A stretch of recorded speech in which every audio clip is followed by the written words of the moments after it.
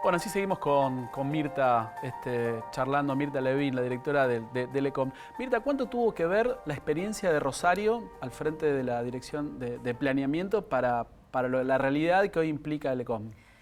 Bueno, sí, creo que tiene que ver porque para que un área metropolitana funcione realmente es muy importante el empuje que le da la ciudad cabecera, la ciudad central.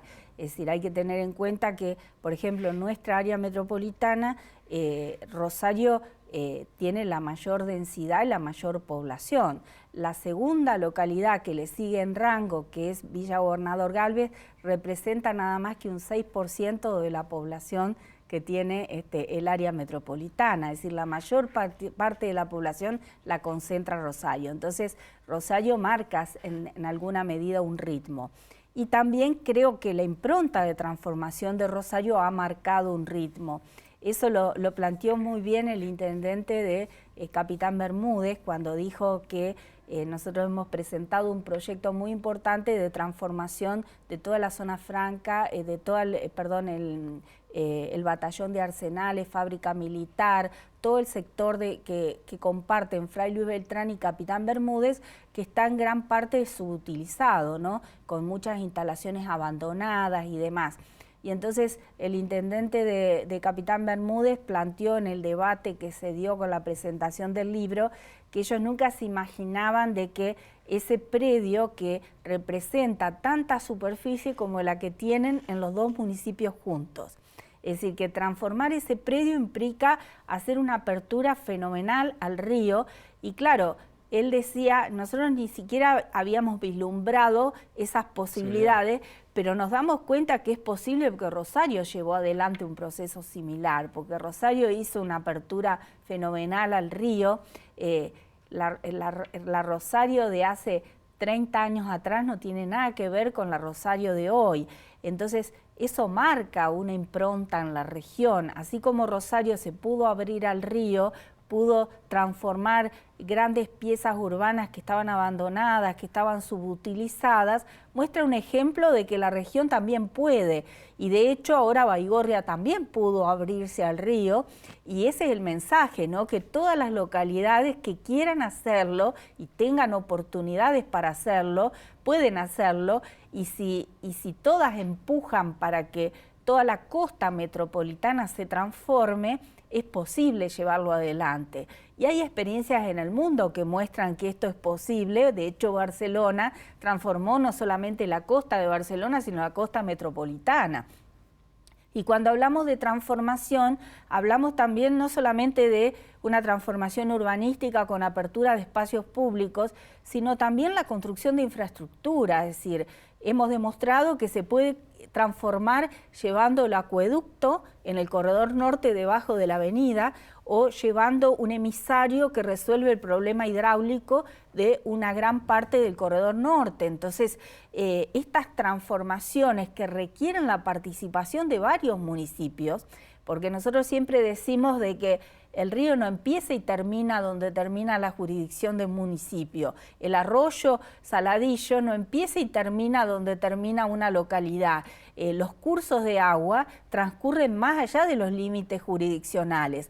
Entonces, a veces hay intervenciones que para poder concretarse necesitan la participación de varios municipios, ¿no? Y en ese sentido, Mirta, si bien no es una injerencia directa, pero ¿qué vinculación existe con el ente de transporte? Digo, porque cuando uno piensa en lo metropolitana, en una región metropolitana, automáticamente piensa en una de las variables como es el transporte, específicamente con lo que se ha hablado durante todo lo que es la campaña en diferentes partidos y colores políticos, que es el hecho de la posibilidad de la vuelta al tren. Sí. ¿Está contemplada esta posibilidad dentro de este plan? Sí, por supuesto que está contemplada.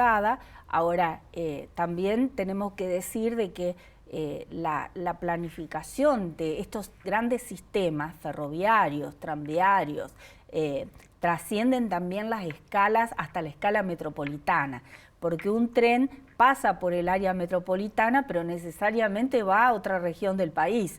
Y estos sistemas están concesionados a nivel nacional, es decir, la vía del tren que pasa por el área metropolitana en el corredor norte y en el corredor sur y que perfectamente podría instalarse sobre ese sistemas de transporte de pasajeros, esos sistemas están concesionados a nivel nacional.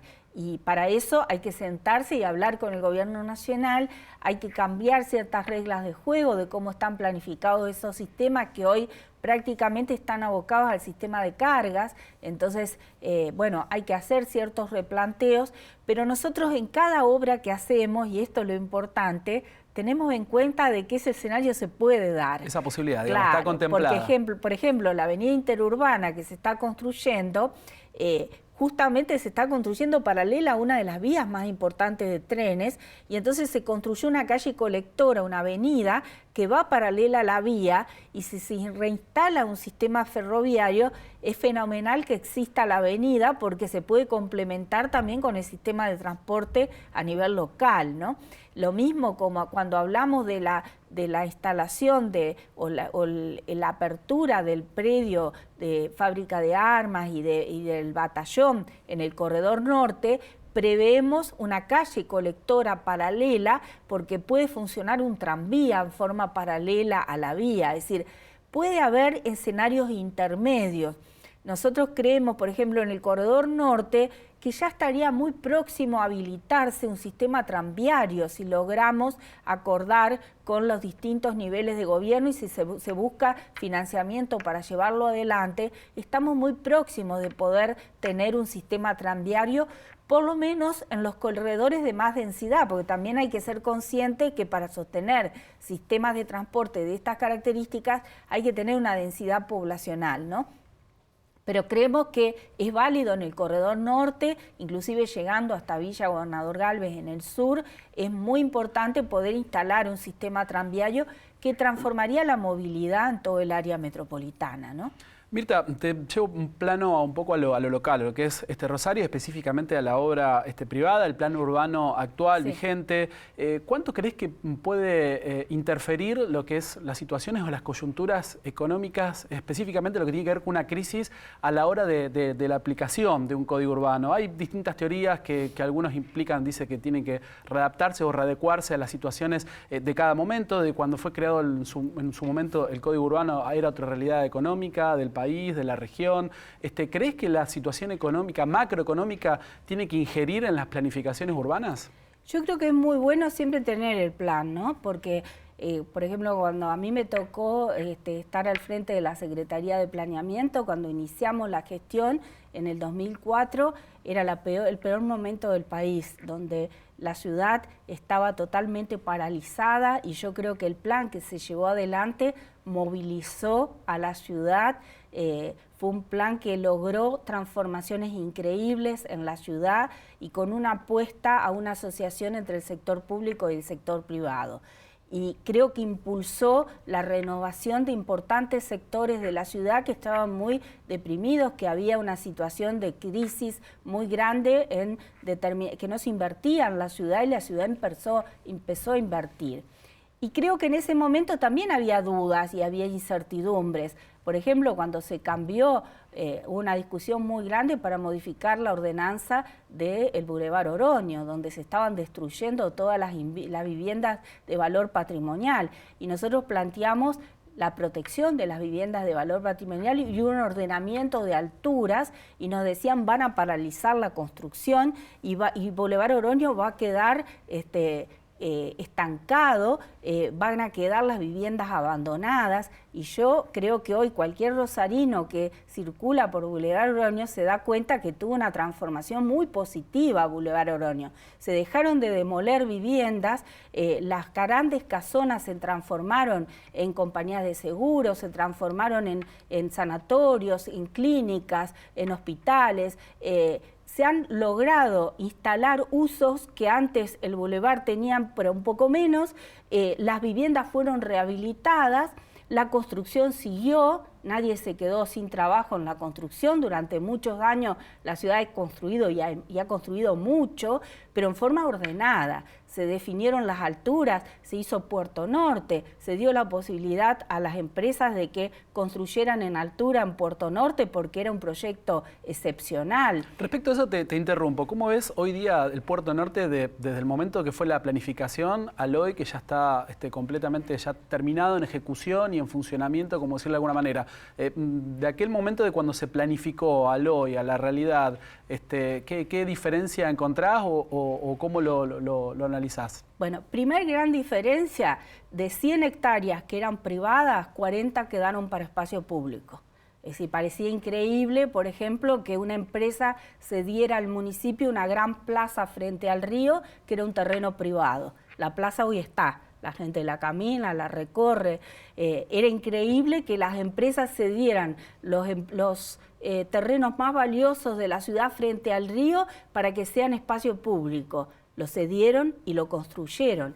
Era increíble que una avenida que estaba totalmente interrumpida, llegábamos a los silos de servicios portuarios y se cortaba la comunicación entre el centro de la ciudad y el norte.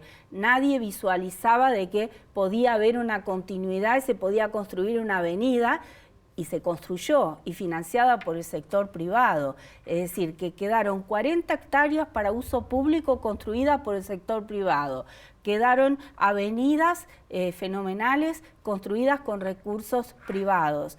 2,5 presupuestos municipales de obra pública aportados por el sector privado para transformar el área.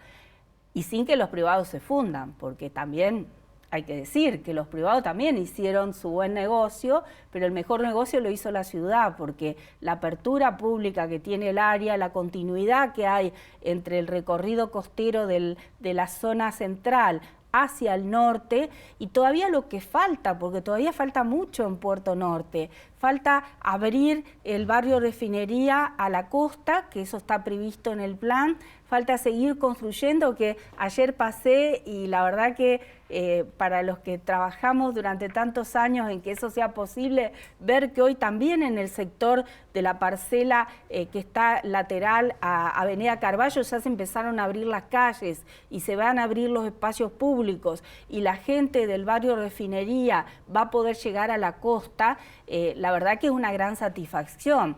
Es decir, que un plan que fue construido con una gran participación entre el Estado, el sector privado, con grandes beneficios para el sector privado, pero fundamentalmente para la ciudad, por haber construido infraestructuras, calles, espacios públicos que la ciudad no tenía, por haber rehabilitado un sector que la ciudad no tenía, eso da la pauta que es posible hacer transformaciones hasta en los momentos de crisis, cuando las cosas están mal, pero cuando se logra alinear los intereses públicos y los intereses privados. Ahora, también tengo que decir de que, obviamente, siempre hay intereses particulares que tiran de la soga, ¿no? Y a veces tiran de la soga más de lo que deberían tirar, ¿no?